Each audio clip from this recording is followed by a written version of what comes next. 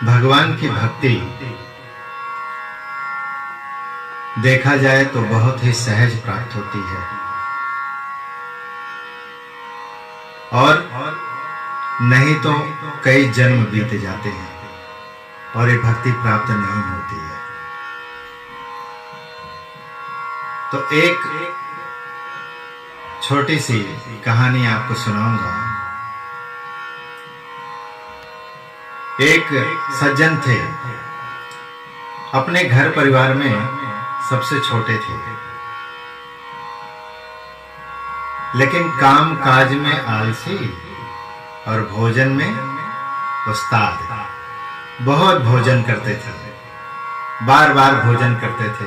बस उनका एक ही काम था कि उन्हें भोजन मिलता रहे और कोई काम के लिए ना कहे। घर वालों ने परेशान होकर उनको कहा कि भैया ऐसा करो, अब आप अपनी व्यवस्था खुद करिए। तो उस सज्जन ने सोचा क्या करूं क्या ना करूं। चले गए। एक आश्रम था बाबा जी का।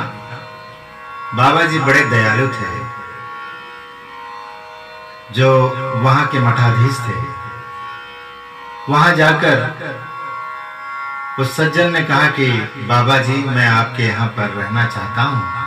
तो बाबा जी ने कहा देखो ये आश्रम है और गृहस्थ आश्रम में और इस आश्रम में बहुत अंतर है, यहाँ बहुत मेहनत है। तो उसने कहा भोजन मिलेगा? बाबा ने कहा हाँ भोजन क्यों नहीं मिलेगा। तो उस सज्जन ने कहा कि बाबा जी मैं सब काम करूंगा आप जो कहेंगे, लेकिन यह है कि मुझे 4 बार भोजन कराइएगा। बाबा ने कहा यहाँ भंडारा होता ही रहता है, जब इच्छा होगी कर लेना, लेकिन काम तुम्हें एक करना है कि भगवान का नाम जप करना है, कीर्तन करना है, यहाँ यही काम है। तो बड़ा प्रसन्न हुआ।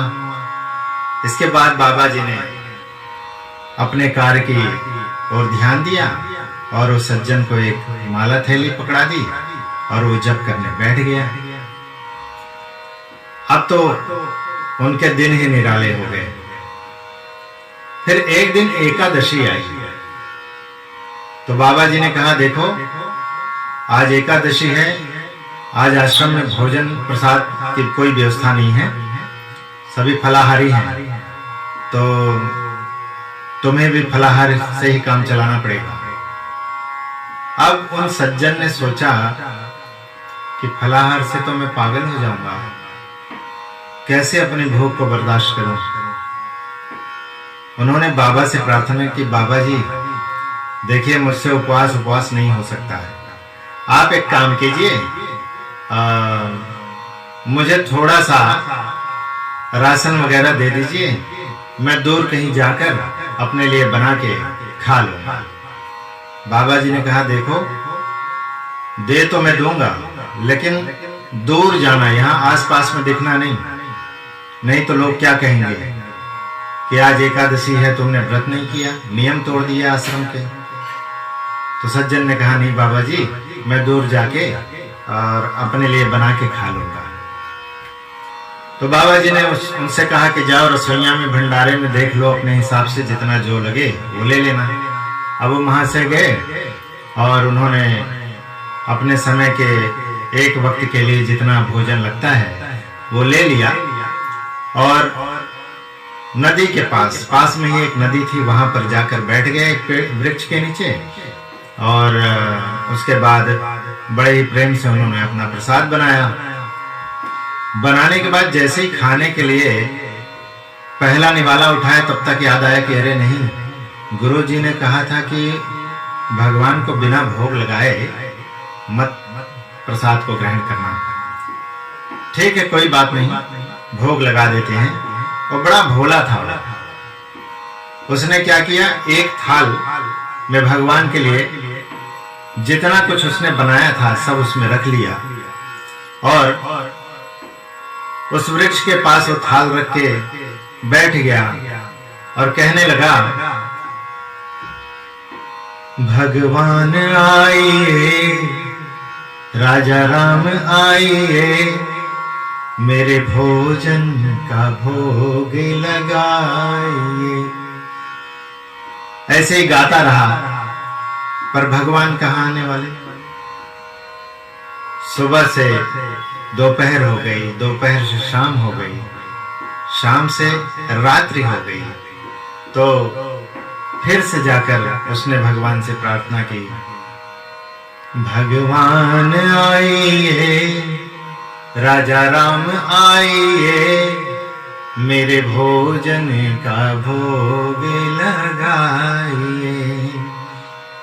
और 2-3 घंटे बीत गए, आधी रात हो गई, भगवान नहीं आए। रोने लगा, कहने लगा, भगवान मुझे बहुत भूख लगी है, और जब तक आप प्रसाद को नहीं पावेंगे तो मैं कैसे इस प्रसाद को ग्रहण करूं। मुझ पे दया कीजिए भगवान। और रोने लगा। थोड़ी देर के बाद उसे नींद आ गई।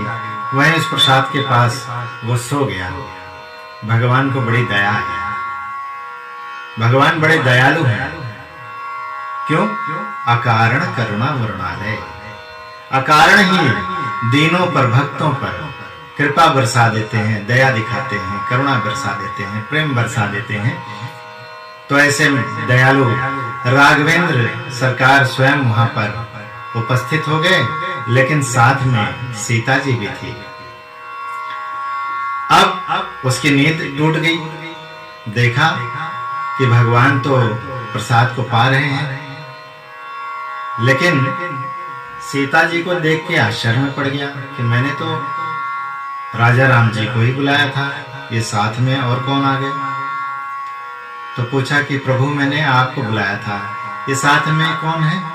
तो भगवान ने कहा, ये मेरी धर्म पत्नी सीता जी है। तो उनको प्रणाम किया, अरे माता जी क्षमा कीजिएगा, आप भी प्रसाद पाइए। और उसके बाद जब भगवान प्रसाद ग्रहण करके चले गए, तो जो कुछ बचा था उन सज्जन ने उसे ग्रहण कर लिया और फिर दूसरे दिन आश्रम आ गए। इस प्रकार से जब अगली एकादशी आई तो गुरुजी से कहा, गुरुजी मुझे राशन प्रसाद दे दीजिए, मैं अपना बना लूंगा। तो गुरुजी बोले ले जा। तो बोले नहीं गुरुजी, ऐसा है कि पिछली बार 1 जन का कहा था आपने, तो वो 2 जन आ गए थे, तो मुझे थोड़ा सा ज्यादा चाहिए। तो गुरुजी ने कहा ले ले, कोई बात नहीं। इस बार फिर गया, वहीं नदी के किनारे बैठकर और प्रसाद बनाने लगा।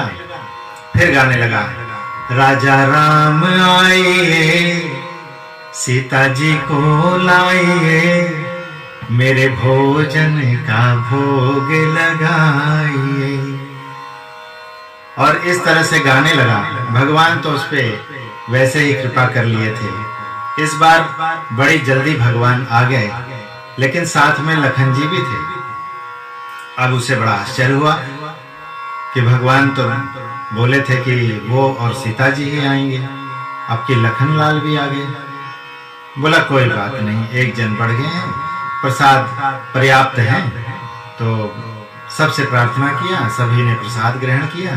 फिर जो कुछ बचा था उसने ग्रहण किया और अगले दिन पुनः आश्रम आ गया। अगली एकादशी आई, फिर गुरुजी से कहा, तो गुरुजी ने कहा ले ले। तो बोला गुरुजी इस बार कुछ लोग बढ़ गए। तो गुरुजी ने कहा ये कहीं बेचता तो नहीं है राशन ले जाके। तो बोले कोई बात नहीं, ले जा, खाते होंगे और कोई आ जाते होंगे भक्त। तो वो ले गया। तो इस बार जब वहां पर गया, प्रसाद बनाया अपने लिए और 3 लोगों के लिए, तो इस बार फिर गाने लगा, श्री राम आइए, सीता जी को लाइए, लखन साथ लाइए, मेरे भोजन का भोग लगाइए। और देखता है कि इस बार भगवान साथ में भरत शत्रुघ्न जी को भी लेकर चले आए। तो उसके आश्चर्य का ठिकाना ही नहीं रहा कि मैंने तो इतना ही बनाया है, अब 2 जन और बढ़ गए, तो आज तो भूखे ही रहना पड़ेगा। फिर बोला कोई बात नहीं, शायद कुछ बच जाएगा। अब भगवान अपने परिवार समेत भोजन पाते हैं। और इसके बाद थोड़ा कुछ बच गया था तो उसने भी उसे ग्रहण किया और अगले दिन फिर आश्रम आ गया। फिर अगली एकादशी पुनः आई तो गुरुजी से कहा, गुरुजी ऐसा है कि भीड़ बढ़ती जा रही है, आप एक काम कीजिएगा, थोड़ा सा प्रसाद और बढ़ा दीजिए। तो गुरुजी सोचने लगे कि ये क्या बात है। तो गुरुजी ने कहा, कितने लोग आ गए? बोला कि 4-5 लोग हो गए हैं गुरुजी। तो क्या करूं? गुरुजी ने कहा, ठीक है ले ले। अब गुरुजी ने सोचा कि आज देखूंगा कि ये करता क्या है, किसको खिला रहा, कहीं बेच तो नहीं रहा है। खैर कोई बात नहीं।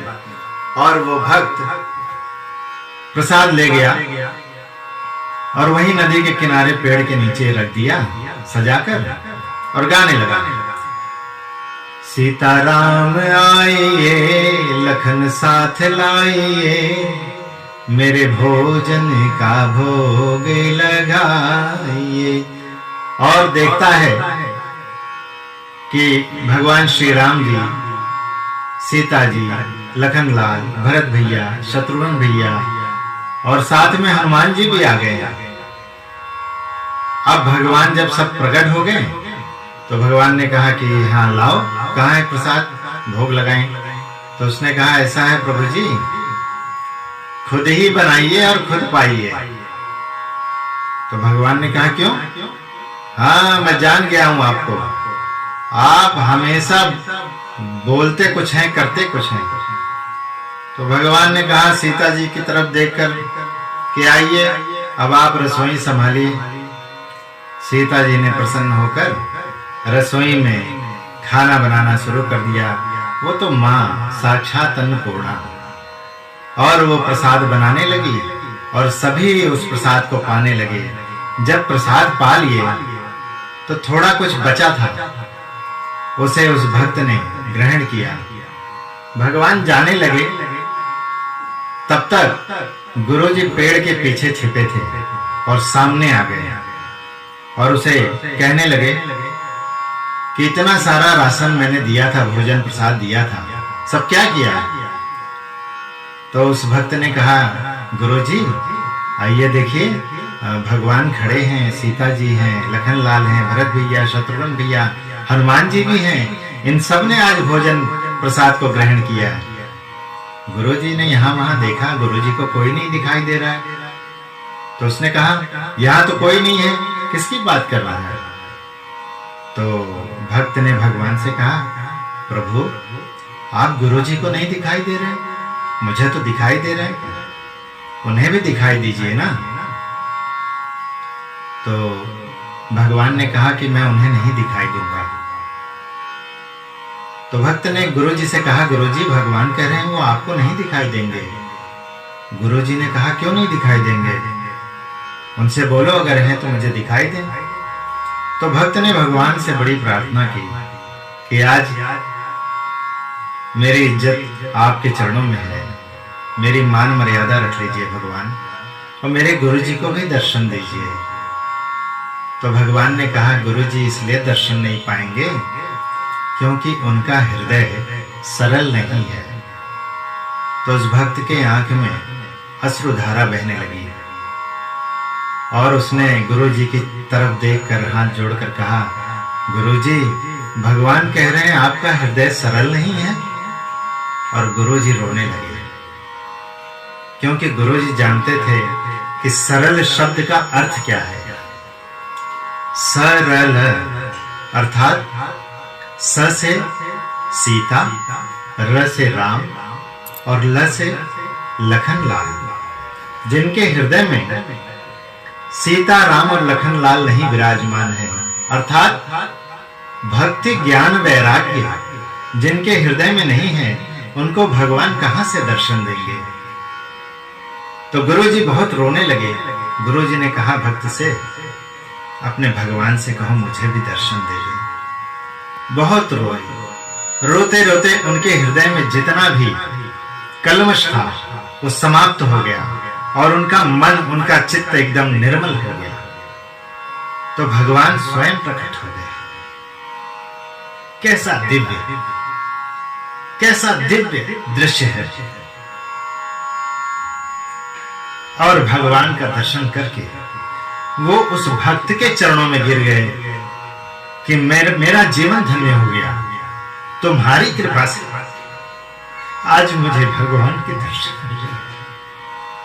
प्रेम से बोलो वृंदावन बिहारी लाल की जय हो। जय श्री राधे।